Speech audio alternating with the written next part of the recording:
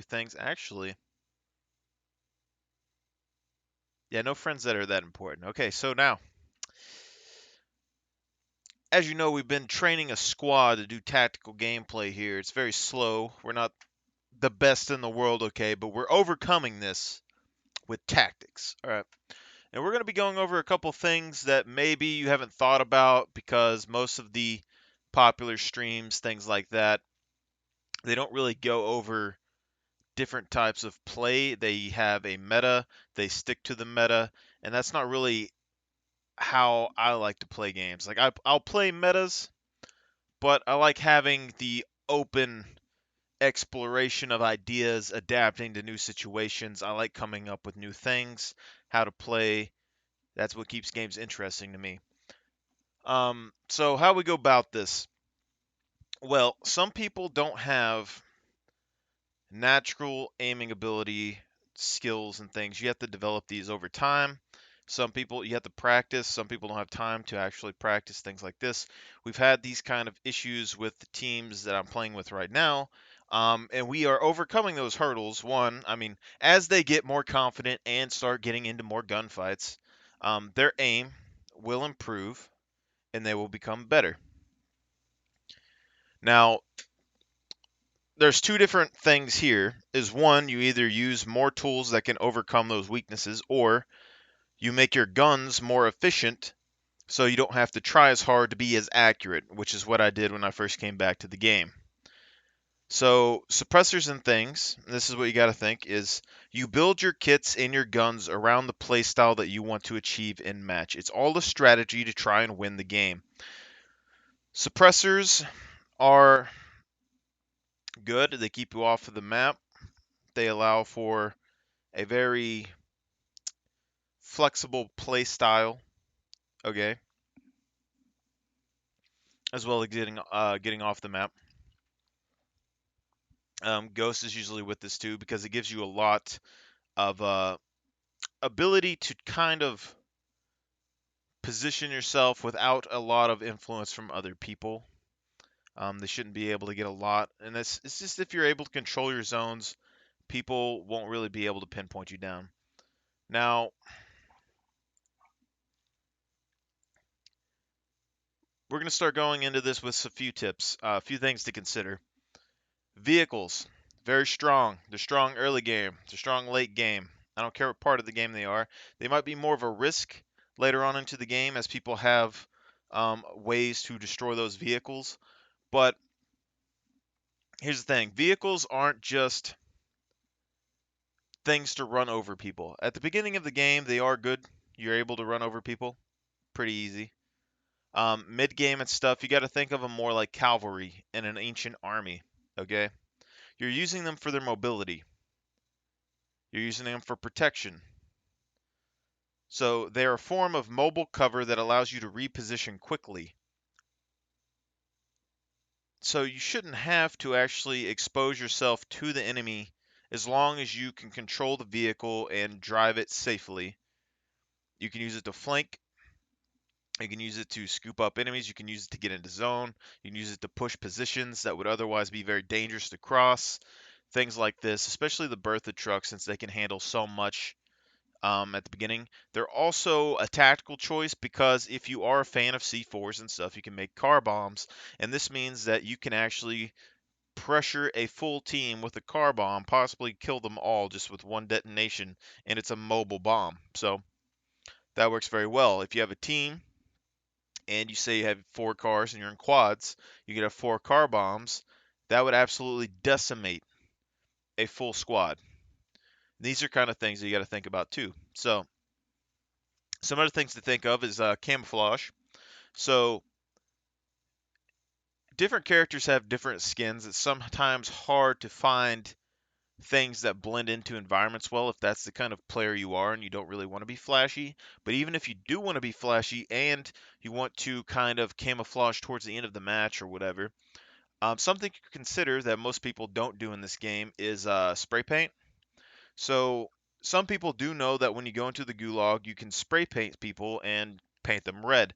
However, you can get other spray paints in the game that will allow you to basically spray paint your teammates' backs, etc., to camouflage them into environments. So if you're in the snowy peaks in the upper parts of the map, there's some spray paints that you can use that will put white and stuff on your character and help them blend into those environments.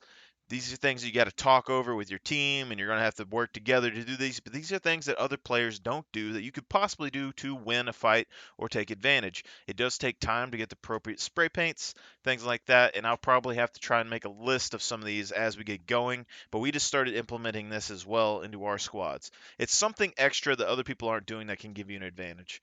Now, this also means that you can spray paint um, onto your character model and then cover a building or some sort of structure with the same spray paint.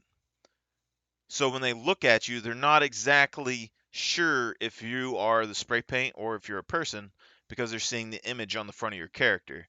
This has happened before. It does work. It is pretty interesting. You can try it out if you want. Um, Baiting, traps, all these kind of things are good. If you see someone with a king quest and you see them heading towards the vehicle, you can get to that vehicle first and lay prone behind it at something because they can't see you as well. You hear them approach, you hop in the vehicle, run them over. That kind of stuff is something you can do. Tactical stuff that you can do in the game. Things with like Joker missiles are very, very powerful for taking rooftops, buildings, precision artillery strikes. So you basically think as the Joker missile launcher like a mortar. You're using it to precision strike targets. You're not able to, like, a height advantage is a very big deal. There's a lot of benefits to having high ground in a lot of situations. And this right here is a way to get an arcing shot to destroy people on top of buildings. It's just a very efficient way to deal with somebody on top of a building, give you some sort of pressure to give you an advantage to try and take the rooftops. We have a video that I just put out recently, which was just a little segment. What I was teaching people how to do this on the hotels by Super, and by no means were my teammates in that video very good players. They're not like top tier. They're average, below average players. That's what we are around here. We're below average players. And we destroyed a team with hardly any resistance on top of a building with a good solid strategy and equipment. Nothing major, took them out perfectly fine. If you've actually seen, I'm going to go ahead and change this. Have you seen the stuff I've talked about before where we are developing a squad, four people, quads, two riflemen, one marksman, one LMG? That is because we're trying to cover a bunch of situations and we are trusting our squad mates to fill roles and kind of leaning on them. This is what a team does, a squad. This is what we're doing. So when people bring things like this loadout I have here with a silenced meta M4 with a ghost loadout and all that, and you're running four of these, you are fully relying on your team's ability to win gunfights through their own gameplay, through positioning, accuracy, all of this stuff, right? You have to win straight head-to-head gunfights with these loadouts. This is the only way. You have to be able to push, be able to retreat, be able to take everything that you can and work with this. You're not going to get a restock unless you're using munitions boxes, and you're doing very well. The playstyle can work, but it's not going to be as easy to do for people that aren't really, really good at the game. So what you can do is practice with some other types of loadouts.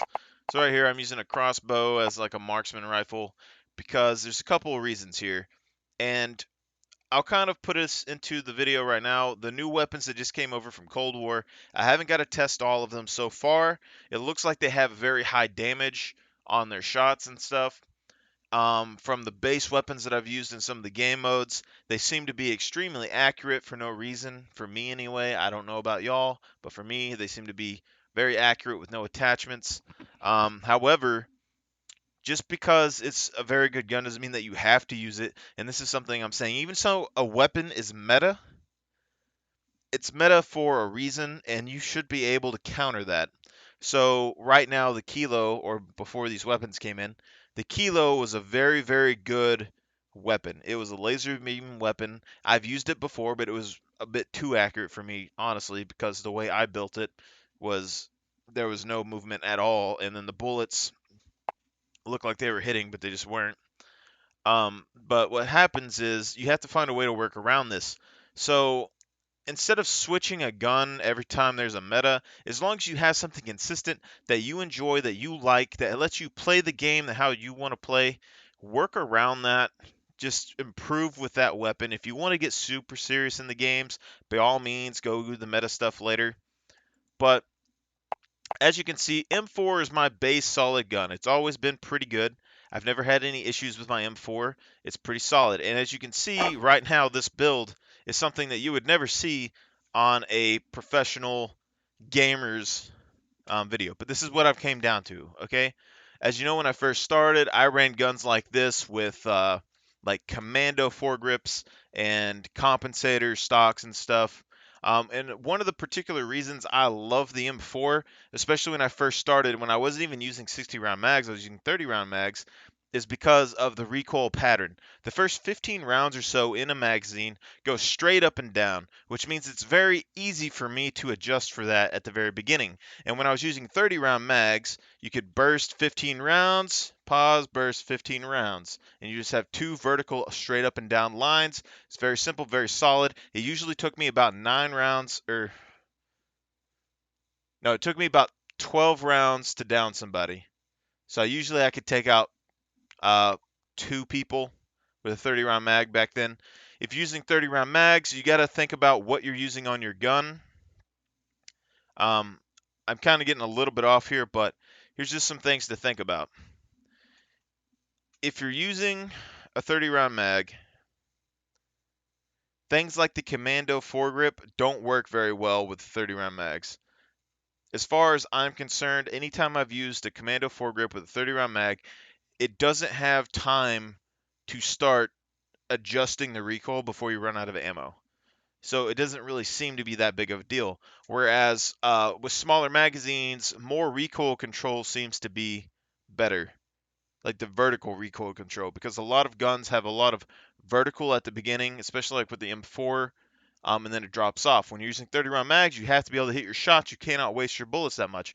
But also nowadays, as you can see with this M4, I would recommend if you're using a 30 round mag to have an underbarrel launcher on your weapon. Now, I haven't posted the video of it. I don't know if I recorded it or not. But we did have squad gameplay where we used M13 with the 30 round blackout mags, and we were playing more of a tactical gameplay approach where we did two groups of two. We kept together and we would pick people off before they even knew that they were there. We destroyed multiple teams on top of buildings, on the ground, even right next to us before they even knew we were there with 30 round mags. So we each had 60 rounds. But what you got to realize is when you're shooting, what we're running is blackout rounds, so there's no tracers. They can't see where we're shooting them from. We had suppressors, so they couldn't tell where we were shooting from. Um, 30 round mags, so we had the ability to take 1 to 2 players down because the M13 is like 13 rounds to the chest to take somebody down. So you're going to have the ability to take 2 players down for chest shots, multiple if you get headshots. But when you're working in tandem with another person, 30 round mags, you have to kind of alternate your fire. And when you do this, you're able to actually shoot and kill targets without having a break in your fire. It seems like you're going full auto and there's a lot of bullets going. So in our example, when we were doing the video, and I know we don't have a bunch of stuff going because I'm not good at editing and all that stuff, there was a 4-man squad running in front, me and my buddy. We are crouch walking along this wall in downtown. 4-man squad, probably 30, 40 feet away from us, going in a straight line across with about 4 or 5 feet separation in between each person, going into a doorway. Me and him opened fire on the first person because we saw the first person, we were waiting, and we saw the other ones trailing behind. He shot the first person going through the doorway. He probably got a good 7, 8 shots on him. I started opening fire, hit the guy in the doorway twice. He didn't go down. He shot the next target, who's going into the doorway. I shot the next target, went to the doorway. He went down. He shot the next target. I shot the next target. That guy went down. He shot the next target, reloaded. I shot the next target. He went down. Then I was reloading and he was firing. And we killed two. And then we pressed, threw grenades, smokes into the room, cleared it, killed the team. It's two-man squad taking on a four. So if you're relying purely on skill, gunfire skill in a game like this, let's just say that you're an average player. You don't have a ton of game experience, all that stuff, right? You're going against people who have been playing this game nonstop, 24/7, maybe getting paid to play the content. If four of them are on a team together versus you and your four buddies, or your three buddies, and y'all are having to fight in a direct gunfight, what are the odds that you're going to win? You're putting yourself on an even playing field with some teams that have better ability to shoot, better positioning, better awareness, probably better mobility, probably more game knowledge, a lot more mechanical skill most likely. And they've been fighting people just like you every time they've gotten to a gunfight. There's nothing new that you're giving them to deal with. So being able to run kits like this will throw a curveball at them that they're not used to seeing and give you an ability to put them on your turf, your home field when you're playing. Now, with this one right here, we have a canted hybrid sight on the M4. We have wounding effect, 60 round mags, high explosives, and grenader. Now, you may be thinking, man, that gun is shit. And yes, I just used profanity. And you might be right. The thing is, though, is that in my head when I was going down with the M4s, I originally started with meta M4 stuff, suppressors, things like that. I realized that I was fine, but I was having a hard time controlling the recoil because I played on a higher sensitivity back then, and I was still adjusting my sensitivity down to getting it lower so I could control my stuff a little bit better. And it took me a few months to do that. So I took off the suppressor and I started putting on compensators and stuff. It made my weapon more accurate without me having to be as good, and I was able to keep my sensitivity really high to reposition and stuff very quickly. I could 360 no problem, gun people down, right? So I gave up suppression for a very accurate weapon. Now, when you have an accurate weapon, you're giving up some sort of benefit. So a lot of these things that are like laser beam rifles, they're pretty good lasers, but they're not complete lasers. If you want an actual laser beam, you're going to have to use more recoil control attachments, and then you won't have that much problem with this. Then when you start going into suppressors and things like that, you got to play around with the suppressors. And you're running Ghost, okay, and you're running quads. Well, what you end up happening is people are very closely grouped together, and some of your teammates have died because you're not good enough in gunfights to keep them all alive. So you've lost the ability to use Ghost effectively because they're still popping up on the radar. And if you separate too far, none of y'all are experienced enough to actually combat people who are attacking you, and you end up dying again anyway. So with stuff like this, um, using a wounding perk because it's able to keep pressure on people, have them have less HP, give them the red screen, which helps affect hearing, affect vision, all that good stuff. 60 round mags for suppressive fire, you're able to hold them down a lot longer, and usually if you're popping them with a 60 round mag, and you run out of ammo, people will take that opportunity to press and try to hit you, or they'll try to rotate around on another direction. And this is where the underbarrel comes into play. It's also the same when you have a 30 round mag, because 30 round mags is even more so because you have to hit your shots, or if using a blackout rounds, you have to hit your shots, and if you don't, then they have a huge advantage when they come out. So what happens is they press out, they know you're going to reload, you press whatever button is switch to your underbarrel, pop a round off. It's going to smack them so hard. First off, it's going to blur their vision a little bit because it's going to make a big mess on their screen. It's going to tell your teammates, like, hey, I just popped off a round. I need support right now. It's a good way to like communicate that with your team without having to verbally say it on comms. They hear a grenade pop off on the underbarrel, they know that you need support, some covering fire. At least you could train like that. Um, this also means that you have the ability to take out a huge portion of their HP when they come out without having to actually hit them. You can also one tap people sometimes with grenade launchers if you hit them directly, like up close, so it's pretty good for that. You're able to pressure positions, so if you have a team pinned behind some sort of cover and you can spray that cover with your teammates, keep them pinned, pop grenades, boom, blow them up on the corners and stuff like that. On our squads, we are running one grenader right at the moment, and that's me. Just because I am more used to using the underbarrel at this point, and it's a very good weapon to have. And when you're kind of distributing ammunitions, you're able to kind of stockpile more ammo for particular weapon systems from all your party members. So our marksman, he's in charge of dealing with long range stuff. He has his 40 rounds plus our 40 rounds, so it's 120 extra rounds that he's going to be having at his disposal, which we could be using all at the same time. And you might be thinking y'all could all rock marksmans, which you see a lot of teams do, but the thing is, people get fixated on gunfights, and this is the whole point while we're breaking our squad down. Even some of the best players get fixated on gunfights. And what you'll see is some really good players will actually separate super far away from each other because they're able to control and fight on their own terms against multiple people with relative ease. So they can kind of trust each other to be able to clear and hold zones. So the better you get, you're going to be able to control more area. And controlling area in this game is very important. A lot of times people go and they get into buildings or whatever. And you got to think about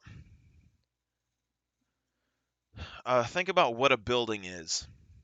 It's defensible. It's safe. There's not as many lines of vision to you, but there's also not as many line of vision out of the building. So what exactly can a building do for you? And that is multiply the force of the defenders, which, let's think about it basically like a castle. The whole point of a castle is to be able to defend it with fewer people against a larger group of people. So how do people beat castles and things? You can starve them out, or you got to do something crazy to get in there. So a lot of times when you go into a complex or like the cul-de-sac or something like that, and you go to take a building, your teammates will go and they will take one building and they'll hold one building and they'll look through all sides of the building. I'm saying you should probably take 2 buildings to 4 buildings if possible, and secure them because one person should be able to hold a building fairly well against a couple of enemies. And it also means that the other people in other buildings will be able to cover the outside of that building if need be. They'll be able to, you could have a kill zone in the middle of your buildings. You should be able to cover a whole side of one of those buildings if need be, for your ally. So they should be able to focus on the other sides of the buildings that you cannot see. And then if something wrong happens, you only lose one teammate, not all four. It's possible that your teammate could then collapse on that building, and then the reverse happens to where they pushed and wasted everything on one person and obliterated one of your squad mates and got up in that building. But now you three are able to get up, go and push them and obliterate them inside of it because they're trapped in one building. And you know that the buildings that you just came from are secure because you just came from them, which means you should have time to go in there, kill those guys, and then reposition or resecure an area. The same thing is happening with a gunfight. The marksman example, again, what happens is you have 3 marksmen on your team. One, you're using 3 times the ammo to deal with a long range opponent that you should not probably be able to kill unless they are not taking position properly, they don't have cover properly. This also means that you're not probably having anyone push their position. You're probably not rotating anywhere. And again, you're all looking towards one fight. And we have examples with this on videos as well. I don't have them posted, I don't believe. I think I have them on stream though, where 3 snipers on a mountain shooting at us. We're back to this. We had one guy on our team, marksman, sniper. We were all behind cover on a truck on a road. Enemy snipers, 3 of them on a mountainside on the other side. Our marksman stays behind the truck. He shoots, hits one of the enemy marksmen. The LMG stays with the marksman behind the truck at the time because the LMG is also a long-range support type weapon that you can use. And it does put down a lot of firepower, which is nice, and it's able to basically finish off targets. Me, I'm the grenader guy. So I have M4, underbarrel launcher. I think I had a rocket launcher, probably the Joker, and my ally who was M4. I think M4, no underbarrel. I think he had like a meta M4. We go and we run up into the tree lines, and we're holding down a perimeter. So right now, the marksman is able to shoot at the opposing team of 3 and possibly get a kill. He can call for support from the LMG if he needs it. The LMG guy can revive the sniper if he goes down. None of us are really stuck behind one piece of cover, so we can't really get pinned down behind that cover solo. If they down somebody and they need assistance from the gunners like us, we can shoot shots across and try to help finish with burst fire, full auto fire, whatever you feel comfortable with. The important thing during this that you haven't really got the intel on yet is that we were on the road because we were rotating around a compound that was full of probably 3 or 4 teams in the middle of a firefight. And we got shot at by these snipers on the other side where we're literally right underneath this compound. So us 2 positioning up in the trees, we were also separated a bit. We had cover from the snipers, and we were able to watch the compound. Now, the people at the compound, if they just got done with their fight and they saw that our sniper and a bunch of other people were shooting, first off, they're only going to see one sniper. They're only going to hear one shot from one gun from our side because it's a sniper. And then they may hear the sniper bullets from the other side, depending on how good they are at hearing or how loud the guns were. But this means if they push across, they're going to be heading towards the sniper fire. Me and the riflemen are at different positions, kind of making a triangle from where that guy is. So if they push up, if they go around the edges, they're going to run into one of us. And then if they run directly in the middle, they're going to be in between both of us. And then if one of us is getting caught by 4 people on the side, both riflemen have smoke grenades. We have frag grenades. We're able to hold our own. We have thermals as well, which is going to be able to cut out some people from a fight. And then, if it really comes to worst, that person can fall back, and the LMG is with the marksman, and he can see both riflemen on both sides. And that LMG has enough firepower to hold down a full squad if they use it right. So let's say that they push to my side. I can hold them down, suppress fire because they're going to go through an open area to get to me where my tree's at, and I have a hill for cover. So I have 60 rounds that I can pelt down 4 targets with, and an underbarrel launcher that I can hit them with, and smoke grenades to reposition, and have a thermal. So if I smoke it and I run back, I can then thermal through and then down targets or injure targets. And I'm going to be able to frag the area as well. So I'm going to be able to do a lot of damage for one person on my own, probably before I die, hopefully before I die. But as soon as I get into a gunfight, my buddy, Marksman 2, on the other side would be directly behind me or behind them and be able to shoot across at their position from a different angle. If that doesn't work, then if I die or if I am able to fall back, the LMG can look at my position and lay down fire onto the enemy squad with 200 rounds of 5.56 glorified down the barrel. He also has access to smoke grenades, possibly a rocket launcher, something like that. The marksman could join in on this if he really wants to, but he could probably still deal with the snipers at that point. So you have multiple angles you're able to handle, and I would probably be safe to reload and then get back into the firefight. LMG guy could possibly smoke me out, or my rifleman buddy could smoke me out so I could position better. All in all, though, odds are in our favor when those guys come towards us. Now, this just is something you got to think about when you're building a kit. It's not really what the gun is or anything like that. It doesn't have to be the best gun in the world. If you're comfortable using it, you can use it. It's build around it. Build something around it. And yes, if you're playing like into a random group of players and stuff online, it's probably better for you to use a more meta weapon because you're going up against other teams with meta weapons if you're a good shooter. But if not, this kind of playstyle works perfectly fine. I use it all the time. I get anywhere from 8 to probably 8 to 16 kills a game, depending on how active we are. It just depends.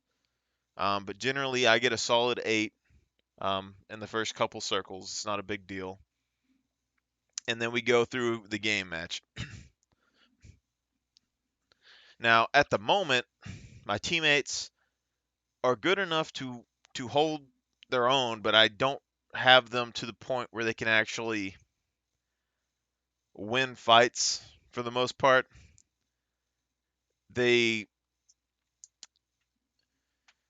they can probably take one person on 1v1, multiple people on, like tops would be 2v1. Not really to the point where they can do full squads. But with this, it buys enough time for me to be able to reposition and help them out. And the smoke grenades and stuff keep them alive a lot longer. They also cut off a lot of enemies from fights. Just things to think about when you're actually doing this kind of stuff. Now, another thing to think about with buildings is though they are a castle and they are able to multiply kind of the defensive power of somebody inside the building if they are good enough to actually deal the damage and stuff. If they are able to retreat, they can retreat to your squad. But buildings are also a death sentence in that point because if you all pile up into one building, then you're stuck there and you only have a few points of reference to actually see outside of the building. And a lot of times buildings in this game aren't really at high elevated areas, so they're not like on the peak of mountains and stuff very often. I mean, there's some, but usually the mountains themselves are bare in this game. So being able to be out in an open area like the forest and the top of the mountains and things is usually a lot better. Unless it's just people scattered all through it, then probably don't go up there. But that's the point, is there's a bunch of trees, there's a bunch of cover there. You're able to see quite far away. You're able to hold the position. You usually can head glitch some places. It's a good idea to go outside than in the building because buildings also draw attention. So most people who go into a forested area or whatever and they're repositioning, they will keep eyes on a building because they're going to be worried about somebody in there instead of worrying about the tree line because there's so many trees to check anyway. And the fact that you could reposition there would be great. It's going to give you a lot of angles to actually shoot down on targets, things like this. Um, Now, crossbow, while I'm using the crossbow for a marksman, you can see I've gotten rid of a lot of my snipers. I still do like the Rytech, and I haven't got to try a lot of these new snipers. But the crossbow, I would say, in my opinion, is probably one of the best weapons in the game. And there's a lot of points to this, and it has to do with versatility. It also has to do with strategy. So one thing is that it's quiet. It doesn't give away your position on the map. It can one-shot kill, which is great. Okay? If that wasn't enough for you, you can shoot over certain barriers or covers if you get good enough with it. Its range is actually pretty far. It's kind of easy to get the trajectory, at least for me at least, because you can see the arrow fly through the air for the most part. And now we get to the good stuff, okay? Why the crossbow is one of the best weapons of the game, in my opinion, isn't really just because of its damage or anything else. The explosive rounds have that beeping noise that you get, so you're able to spray down a target area with bolts that beep and explode. So you're able to cover up a lot of noise, a lot of footstep noise and stuff like that from your squad and everything else with the explosions, which is very nice. It's also very good for baiting teams to fight each other or kind of drawing attention away from yourself. So especially when it comes to the final circles. If you have a crossbow like this, it's very easy to get to one side of the circle and shoot multiple cross bolts across the map to the other side of the circle and detonate because they sound like grenades. So the enemy teams that are around are probably going to go and look towards where the explosion is. It's just a distraction tactic, is all this is. And especially if you use these with like Simtex grenades, if you shoot a crossbow bolt at somebody and toss Simtex grenades out, it is very difficult for them to hear anything. But besides the point, you're able to basically draw people's attention towards the explosions, and they're going to be thinking that teams are pushing up over there or something and tossing grenades. It happens multiple times, and it's pretty awesome. This also means that if you see two teams, you can actually bait them to fight each other through the same thing. So, say you're in the final circle, there's three teams left. You're on the right side, another team's on the left side, and one team's right up the middle up on a hilltop. You see the guys up on the hilltop, you see some guys on the other side of the map moving. You can shoot your crossbow bolt at the guys moving or in between and cause an explosion. The guys up on the hill and the guys down below are both going to look towards the explosion for the most part because they get drawn in because they can't focus on anything else. And they'll end up seeing each other and start shooting. When this happens, a big gunfight goes off, and you are able to then start moving up to the top of the mountain to deal with the team with a better elevation.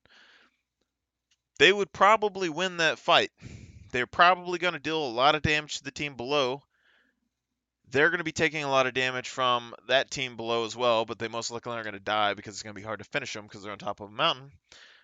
But you're going to be able to move up and finish off that team on top of the mountain and then take their position to then get rid of the team below. So how you can think about this is you say each team's at 100%, they got four teammates, right? Let's say that two teams fighting each other causes you to lose 50% of your men. It wouldn't be as much for the people up on top of the hill, but let's just say 50%. So if you're able to get those two teams to fight, they're both going to lose 50% in the example anyway. So then you have your full force team that is able to go against 50%. So you went from going up against two teams to going up against a 50% team up top, and you kill them off. So that's a 50% team that was left there, if they even get a chance to fight back. And let's say you drop to 50% because you fought them by some way. But at that point, after they fought, they should have been 50%, and you would have been 100%, and you fought. Let's say if it trades like a half for one, you'd be at like 75%. You know what I'm saying? And then you'd be going up against the other team, which is 50%, and you'd be at 75%. But even if you were at 50%, y'all are equal numbers, and you have a higher advantage on the field because you have the high ground, and you should be able to win. So thinking like this is going to be able to help you win without having to directly fight people. Because even if somebody is the best shot in the world, the best positioning in the world, they can still fall victim to the same things that anyone else can, like getting distracted, getting into a firefight, getting overwhelmed, all these good things. Getting cut out of firefights with like smokes. Equipment can be a big deal. People use heartbeat sensors, people use UAVs, all that good stuff because they give them advantages in the field. A lot of people don't use thermals, and there's like a big stigma about thermals because people hate them. Um, but the fact that thermals can see through smoke is a very big deal, considering that smokes are probably one of the most versatile grenades in the game. And I'm just going to kind of look over. I'm going to go over this a little bit for you. All right. Heartbeat sensor, very, very good at the first of the game. Very good later on to pick off people who don't have their loadouts because they have died beforehand. Um, all in all, pretty solid. Smoke grenades, very good for distractions. You can draw people in with smokes. They're good for cover, which is good if you have a problem in a big open area, because a lot of people don't use thermals and they're not going to be able to see you through the smoke. They may fire through the smoke for the most part, but they're not going to see through the smoke. Um, Good for pushing buildings, which is going to cut off their vision to you from the building because there's limited view from the building and they can't really just reposition and give up all the ground. Good for pushing inside of buildings because they cut off view from the enemy inside the building. And if you have a thermal, like a thermal MP5 or anything like that, you can see through the smoke and deal with most people. If you have tracker, you can see their footsteps through the smoke as well, which is really good. This can also cause people to panic and try to get out of the building through the windows, and then you can be outside and shoot them. It also means if you use things like we do, like frag grenades and stuff, it's going to be harder for them to locate the frag grenade to throw it back at you, which is pretty good in our opinion. So it also means that if you throw frags into a room and you have it smoked out, they may have a hard time finding the windows and things like that to get out of the building and end up taking damage. If they take damage, you should be able to win that fight, all things considered, because HP pools. It's an attrition battle of HP pools. If one grenade gets them and breaks their armor, then you should have twice as much HP as they got, and that basically multiplies your force versus theirs. So if they're all huddled into a room and you hit them with one frag and you don't kill them with all your frags, and they all lose their armor, you now have twice as much HP as them. So by all means, you should be able to win that fight because you're basically doubling your manpower. Not really doubling it, but you have double the HP. It also puts them in hindsight like panic mode, and they're not going to be able to think straight because they don't think they can fight effectively without armor. This is also a good thing with smoke grenades too, is because even if you don't have armor plates, a lot of times you can actually turn a fight around 1v4 with one smoke grenade because you can see through it and they can't. So they try to press you. As long as they're not up in your face, you can usually pick one or two of them off with a smoke grenade without even taking a hit. And it's very effective, okay? Smoke grenades are also good for reviving allies. So anytime they're down, you can smoke out an ally, get them. They're good for crossing the open areas, as we said, but they're also good for getting loadouts, for going to buy stations, for getting in vehicles, for setting up defenses or anything out in the open. Uh, if you want to do a landmine strat, things like that. Um, Speaking of which, if you're going to use landmines, things like this, C4s, stuff like this, think about the perimeters. These games are a lot about perimeter and being able to maintain and control a perimeter, which is very, very good because it gives you a lot of ground to work with. If you don't have a perimeter, you can't really fall back and know where safety is and all that good stuff. But we're going to go back to the castle thing, right? If you're in a castle, it's multiplying your defenses, right? What advantages do landmines and C4s and things have that grenades and stuff couldn't give you? Because if you're in a direct firefight, you can easily throw a grenade at somebody and deal damage for the most part, usually. It's kind of twofold. If you have four people, let's say they all have C4s or landmines, and you each take a building, what do most people do? They put the C4s or landmines and stuff in the building. Now I'm going to tell you why that probably isn't the best idea.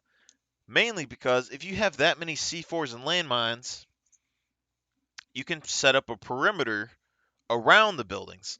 And what this does is gives you a two-layer defense because we use a lot of restock and stuff in our playthroughs.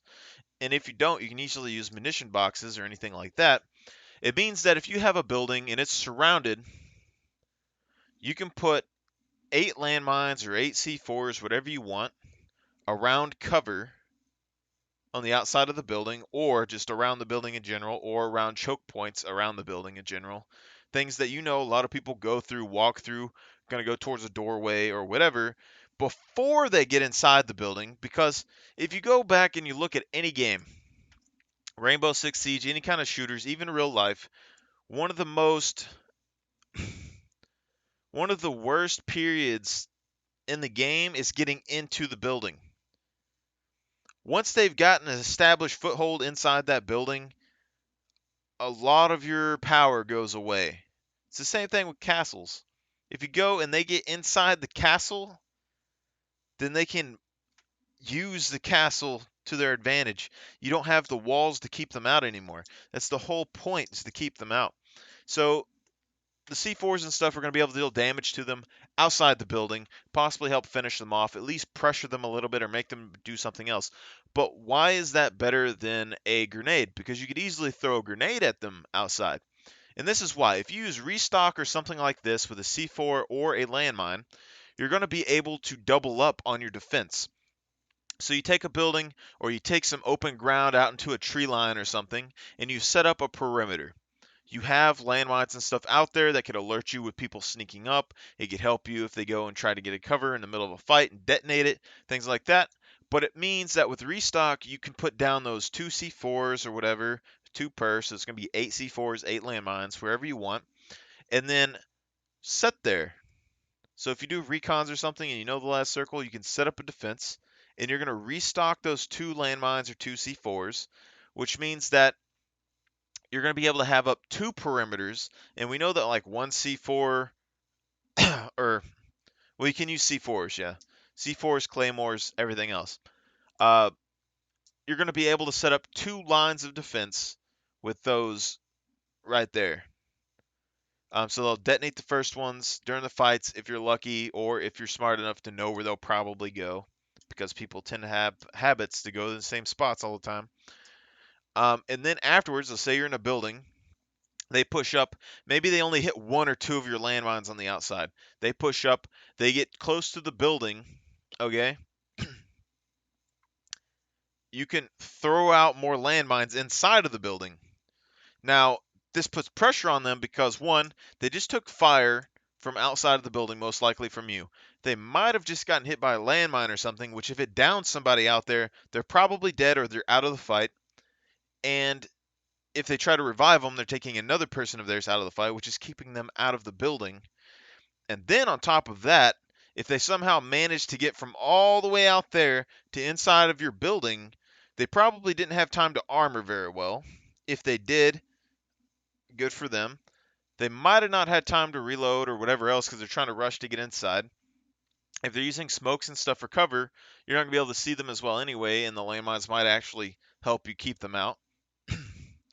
And then if they do push into the building, there's only a few ways they can get into the building. So they've gotten shot at, they've gotten hit by landmines and stuff outside, they're pushing into a building, and then you throw more landmines into the main doorways, entrances, the windows, the doorways, all that stuff. You have 8 more landmines that you can easily toss into the building. That's a lot of explosive potential right there.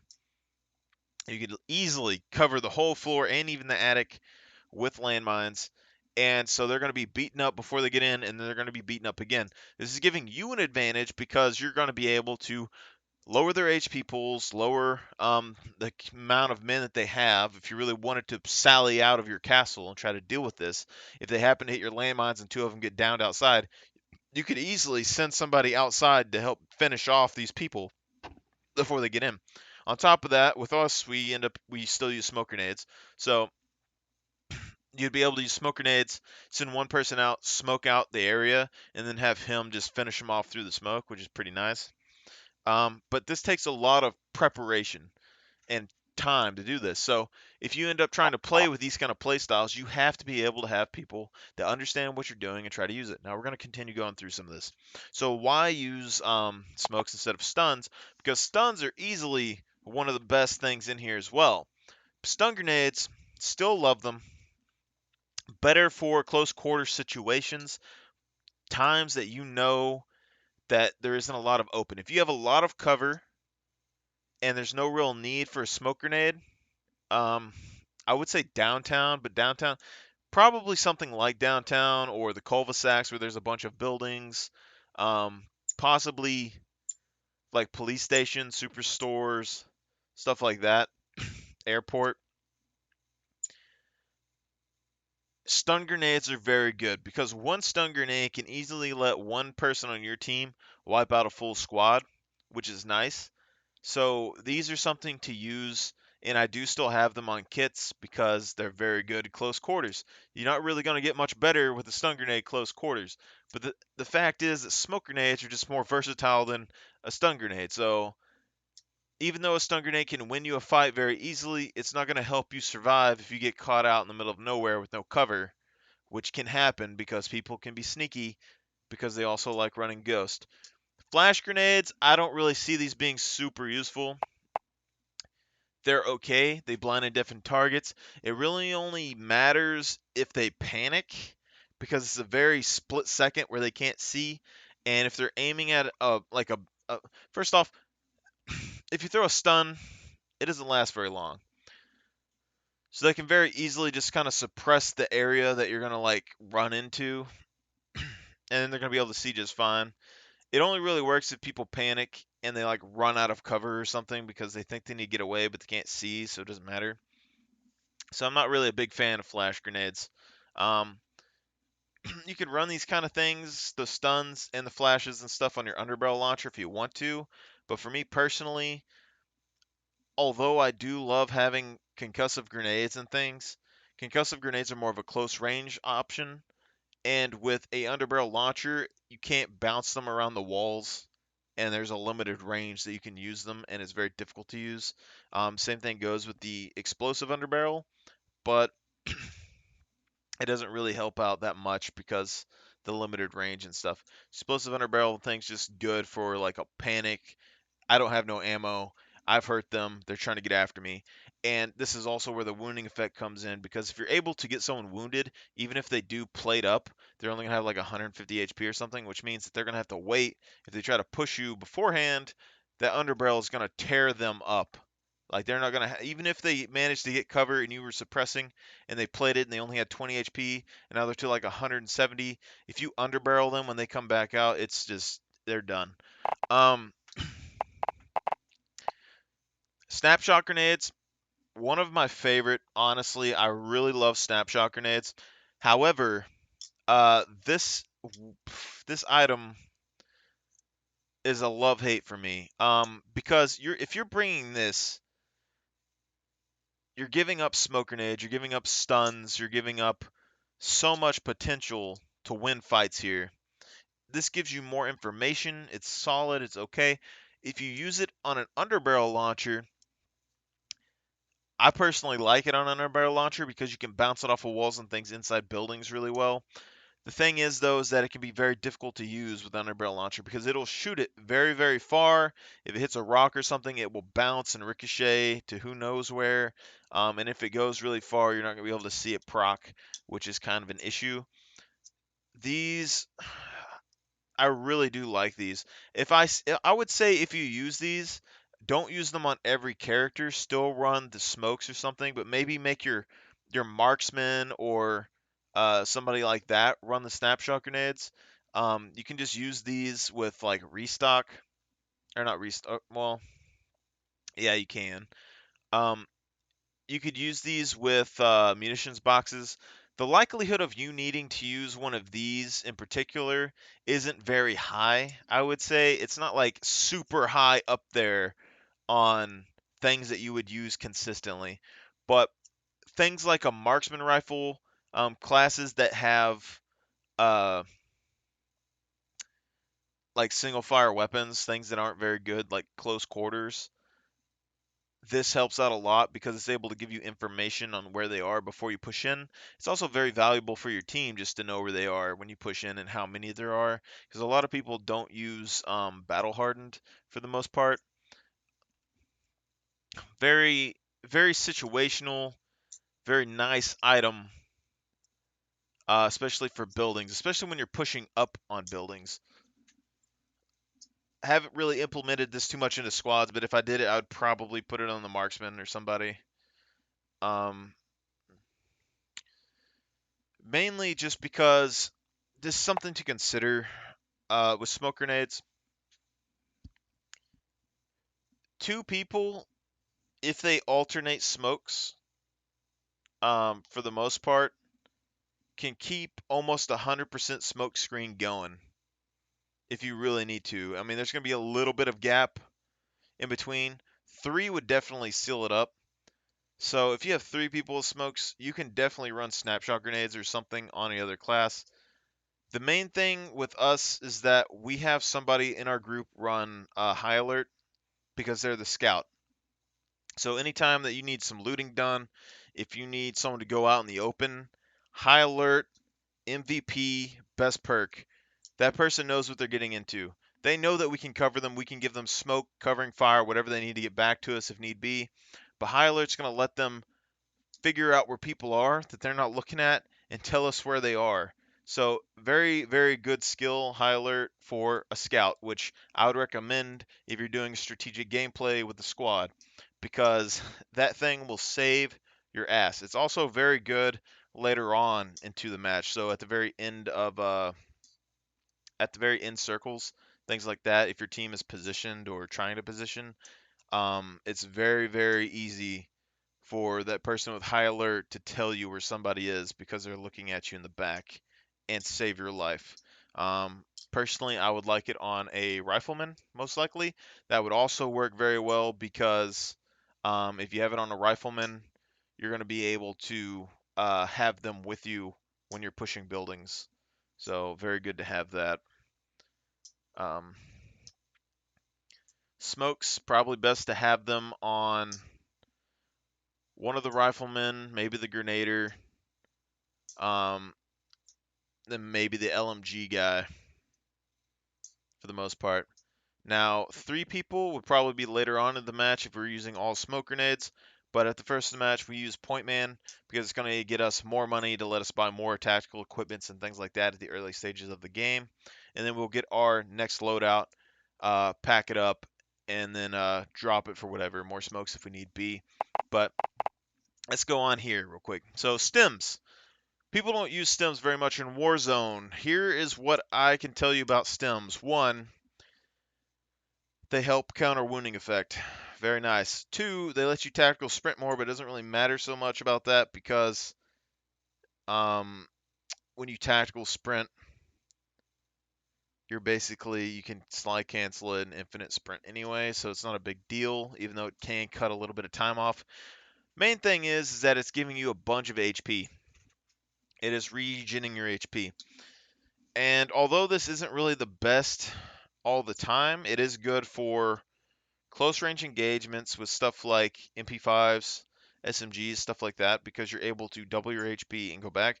It also works very good with that um what's that perk?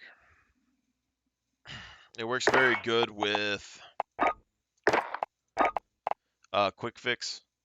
So if you're in a close quarters situation, you're able to basically pop stems to keep you running in there, basically giving you more HP pool, which is basically giving you a lot. So you're going from like standard HP to another like half. You're like 150% HP. And if you have 2 of these, you're on 200%. It basically just makes you a big bullet sponge. My best way of using this has always been with like fast moving, like SMG type targets, close range, or just in open fields, or LMGs, because it keeps you operational. Times that they think that you would not be firing, you probably could. So if you trade and y'all both hurt each other really bad, you use this and they're trying to reposition, you can just pop back out and go right back to work, which works perfectly fine for most things. It's kind of situational, but it is very nice. It makes you feel like a tank. If you've ever ran in an open field and gotten shredded by somebody, this right here, you can tank so many bullets. But probably not necessary for like most cases. It's not a big deal. Snipers it might be good for as well, just because you could like snipe and then if you get hit, just pop it and then go back out and snipe again, so you'd be able to keep up pressure. But yeah, um, it's an option if you want to use it. If you want someone in your group to use it, because you only really need 2 people with smoke grenades. Three people is just like the top end of smoke grenade use. If you really want, like three people smoke grenades, you're gonna have as much smoke as you could possibly ever want in your life. So if you don't really care about downtime, uh, three smokes. It's great. Now, decoy grenades. Nobody uses these, but I'll tell you, they're basically going to be a type of mind game item. People don't use them because they don't do anything particularly, but again, you can use them essentially like a crossbow to draw people to each other to fight. It also can be an illusion. So if you have something like this on your LMG, for instance, this is basically the best example I can give you, is if you are trying to draw attention away from your group, you can use your LMG or something for bait. They can have decoy grenades on them, fire at an enemy, and toss two of these next to them, right? The LMG has so much ammo that it can appear to be that they're getting shot from multiple enemies at once, and we don't have suppressors on our LMG. So if you toss two of these and just start shooting with the LMG on the mini map, it's going to ping three targets. So in their heads, even if they can only see one person shooting, there's so many bullets flying and stuff. They'll see three targets and think a full squad is where the LMG is, and at that point, your team could rotate and finish them. So this would be a very kind of sneaky strat that you could do. It does work, but it would take a lot of coordination to manage it. First off, um, the best example I could give is say like final circles, or even just any fight really. But final circles, you go in. There is uh, let's just say there's one squad left. Say it's 1v1. You both full HP squads. Y'all get into a gunfight or whatever. They're on a mountain. Two people on your team toss smoke grenades out. Boom, boom. Smoke everywhere. No one can see. Instead of fighting, you go and you toss two decoy grenades, and your LMG hunkers down and starts spraying the enemies as much as possible, right? On the mini map, it's going to show three targets firing through the smoke, right? So they're going to be fixated on those three targets. If they think there's three targets there, if they use their mini map, I don't know.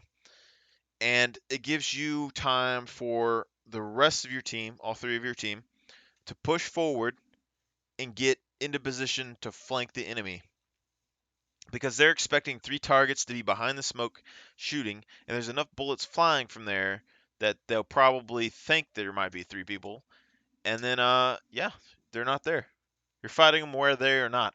Like, it's a good maneuver. You can do it. It does take a little bit of patience and practice. I don't know if I would use this instead of a snapshot grenade. Um, it's possible you could, but I would say if you did this, you would probably put this on your sniper or something. Let's say smokes on LMG, smokes on a rifleman. You're gonna have high alert and snapshots on a rifleman, and then you could have decoys or whatever you want on your sniper. But you at least need two smokes. And the LMG is just going to be able to provide quite a bit of cover fire. So it'd be nice if he had smokes because it just works out very well. Gas grenades, very effective. These are good for pushing areas, especially with hipfire weapons like SMGs, shotguns, things like that. They're good for hitting people with explosives like grenades, things like that. They can obstruct vision a little bit, but they're not that great at it. They can help block thermal vision, which is nice. They can actually, uh, I use them with my crossbow a lot. Mainly because one, they keep people from moving very fast, which makes it easier to hit shots, so they can't really strafe very well. But two is you can zone people out when the gas is coming in. So you see like a squad running in, you can toss these gas grenades in between them and the circle, and they'll get slowed and die in the gas. Probably one of the best things I have for them. Some of the best things I can think of, anyway. Now, let's go lethals real quick. Throwing knives, they can all be good. You can actually stop assassinations with throwing knives. I'm not very good at throwing knives, so I ain't going to use them for the most part. Thermites, they can be good. They stick to people, which is nice. They can deal damage to cars. They can help block areas of entrance, especially when you are trying to revive allies and stuff.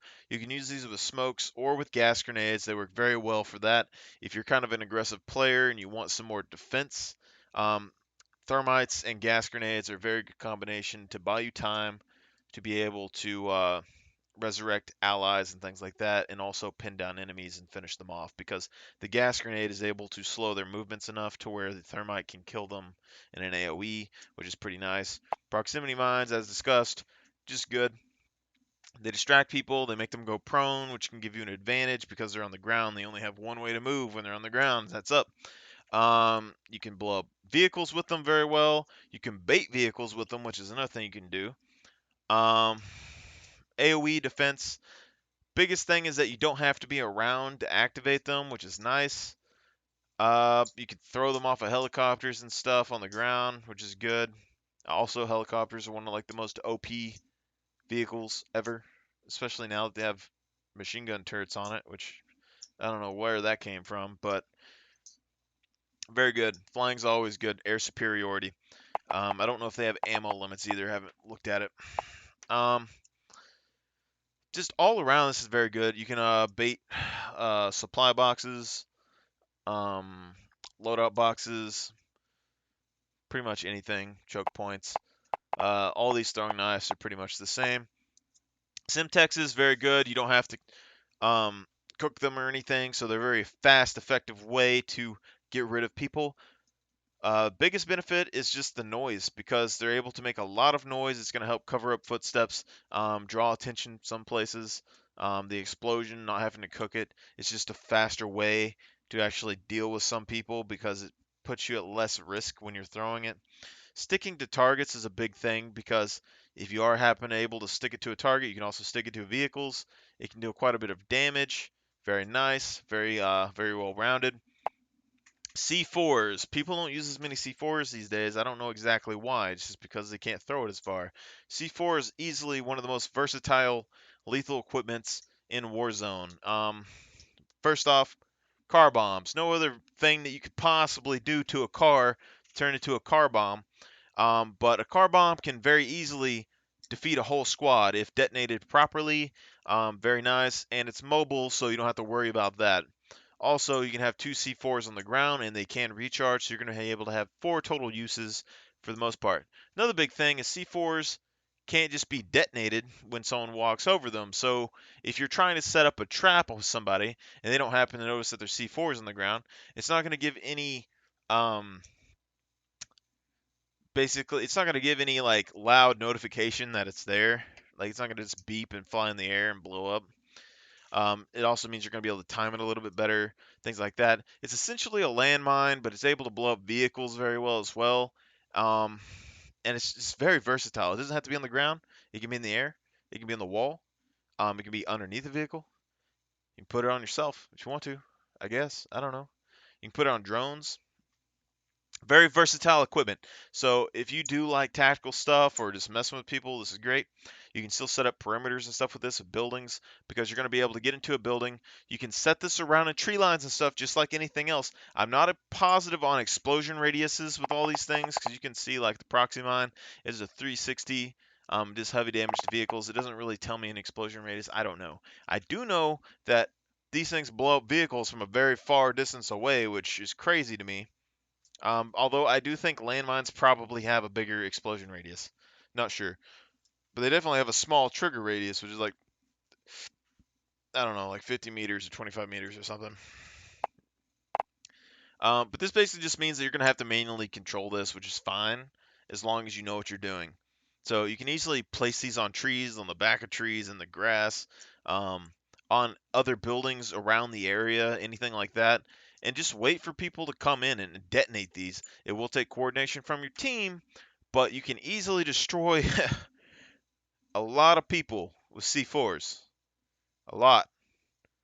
And then since they recharge just like landmines, you detonate them on the outside of the building when they're coming in. When you think they're close, you detonate it, boom, do a lot of damage, and then toss more of them in the house. So you can toss one or two downstairs, boom, detonate them, and then just keep tossing more and more C4s. Detonate them downstairs and toss them out the windows. Detonate some out windows, all that good stuff. Now, some other stuff that you haven't thought about probably with C4s that other people don't is they make very good breach charges. They're also very good distraction tools, much like the crossbow, much like the Semtex, anything like that. C4s are easily one of the most versatile tools in the game and probably have the most options. You can easily take a C4, place it on the ground in a circle, reposition to an opposite side of the circle, and just wait. And then when people are pushing up, and you're going to start moving towards them. If you see a team or anything like that, you start moving towards them, detonate the C4. It's going to make a loud bang, and everybody on the team's going to be like, oh man, big bang, C4. They don't really know it's a C4, but they're going to be looking for the noise because they hear something, and it's going to give you a chance to sneak up on these people. And if you placed it there before, then you're still going to have two C4s on you anyway, so it's perfectly fine. C4s can still be good at clearing buildings, although I don't like them as well for clearing buildings just because there's kind of a risk and it's awkward to throw it around a corner without getting shot. I like bouncing frags off the walls, but that's just me. You can easily put C4s on a couple of your squad mates and then keep frags on the other two or whatever you want. You can easily just put two of these on one guy and then have two guys with frags, or just one guy with frags and then two guys with C4s. It's not a big deal. But breach charges is probably one of the best things I like using for them. So if you approach a building, house, whatever, especially if you're a solo, you can easily put a C4 on a building on the edge or next to it or whatever, and then you detonate it when you're going somewhere. It's going to cause a loud bang. It's going to cause a lot of doors to like pop open. It's going to break some glass, which covers the noise that you can make entering from a different direction. And then yeah, move in for the kill. Not a big problemo right there. Very interesting, very nice. You can also use it just as a distraction tool in the middle of a fight, especially in urban areas. So you put it on the ground, you fight somebody or whatever. You reposition far to the right, something like that. Who knows where they are? Maybe you do. And you detonate it on the other side. And people are going to hear the detonation, think that you're over there, think you're pushing from over there, and then try to rotate or do something from the other direction. And you catch them off guard. It's very nice, a very solid weapon here. Would definitely recommend. C4s can easily win fights in a lot of different situations, in a lot of different ways. There's endless possibilities of using this stuff, and you can stick it on the rooftop or even underneath tables and things inside buildings, and people never know. They just don't know. I'm not 100% sure if you explode one C4 if it explodes all of them, but if you put like four inside of a building and detonate one, it might detonate all, and that's probably an instant death from anyone that goes in there. Molotov cocktails. Not a big fan of Molotov cocktails. They are kind of like an area denial sort of thing. They're good for burning people in cars, I guess. Uh, the radius isn't super big. You could just use a thermite, which can actually stick into somebody, and so I mean, it's okay, I guess. I can't really think of any major reason why you'd use a Molotov over some other stuff. Main thing's just area denial, I guess. I guess maybe it sticks on people. Like if you throw it on the ground and they're in the fire radius, maybe it stays on them for a while longer. In that case, it could be decent for dealing damage and stuff, and maybe not want them to push in. Where like you can run past the thermite, but it's going to do a lot of damage. I don't know how much a Molotov does, but not my favorite tool in the world, but it's okay. Frags, very good, versatile weapon. Able to bounce around corners, limiting your exposure to enemies, which I like a lot. You're able to cook it for different distances, although it can make you vulnerable. The main thing I could say about a frag grenade versus a Simtex or a C4 or anything like that is that you're able to toss these on top of rooftops very easily for the most part and deal a lot of damage to people on roofs. You can also throw them very far, which is the other big deal. Like you can throw Simtexes pretty far, but you can chuck a frag grenade across a big open field like really far. Which means if you're like in a long distance engagement and you want some shrapnel to kind of hold people down or finish them off, these are very solid weapons. And also, you don't really have to be out of cover to use them. You can easily go prone or be behind a tree and toss them over the top. So very, very nice, solid weapon. These and C4 is probably the top tops for just general utility with explosives. And then proximity mines are a solid consideration for defense, just because I don't have a lot of luck with claymores, and I've seen them do 10 damage before, which wasn't very impressive. Even though a proxy mine can be completely avoided, it has a huge blast radius, which is crazy. What else to talk about? Um, do a couple perks, I guess. Kill chain can be very good. A lot of people don't use kill chain. I wouldn't use it particularly for a lot of normal play styles. Using some air quotations with that pause. Mainly because getting kill streaks out of boxes is good. Um, but as the game progresses, there's less and less supply boxes. I think personally, how kill chain is probably meant to be used is opening scavengers. So you do a bunch of scavenger quests, and you have Warzone or you have kill chain. It always seems to me that during scavenger quests, that's always when I find a lot of like UAVs or airstrikes or anything like that. So if you wanted to make a playstyle to where you actually did a whole bunch of scavenger quests back to back, we already know they give a ton of money. They're one of the fastest way to get a loadout box most of the time.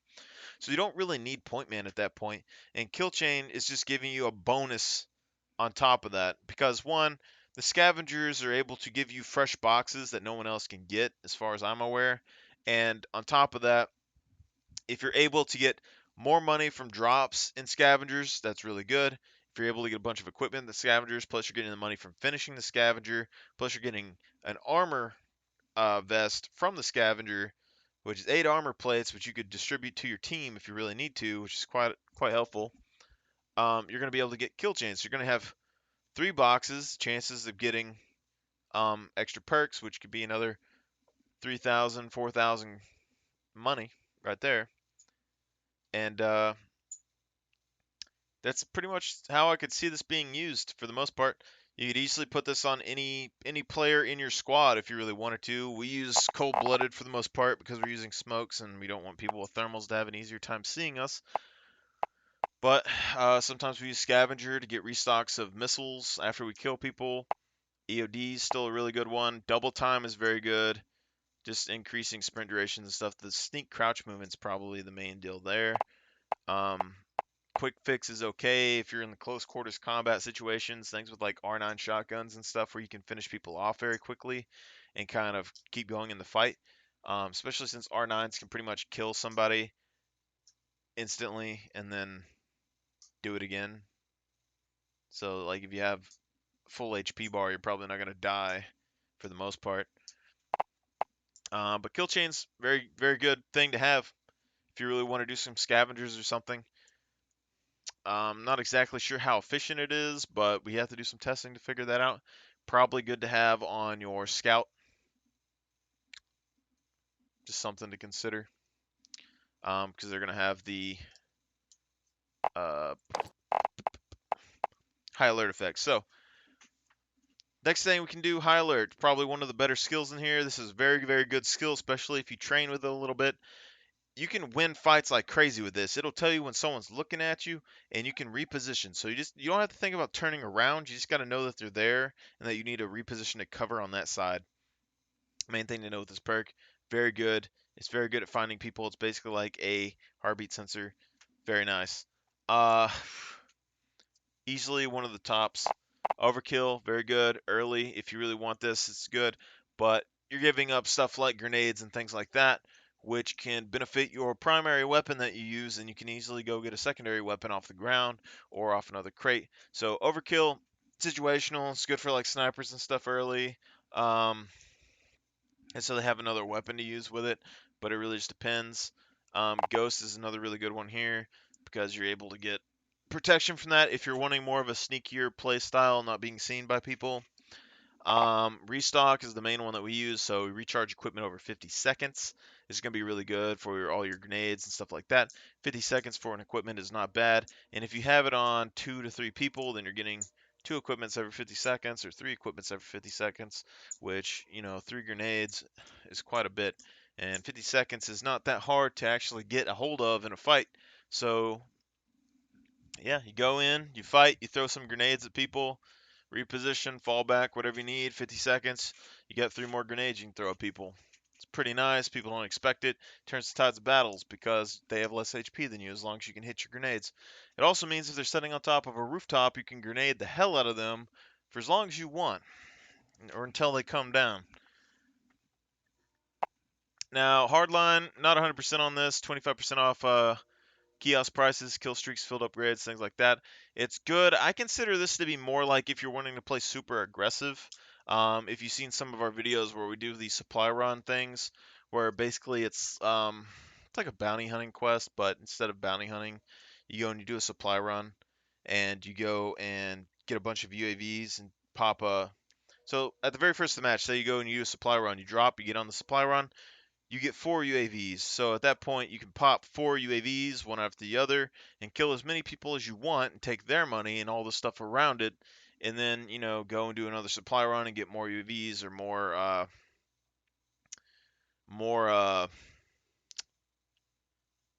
what am I thinking about?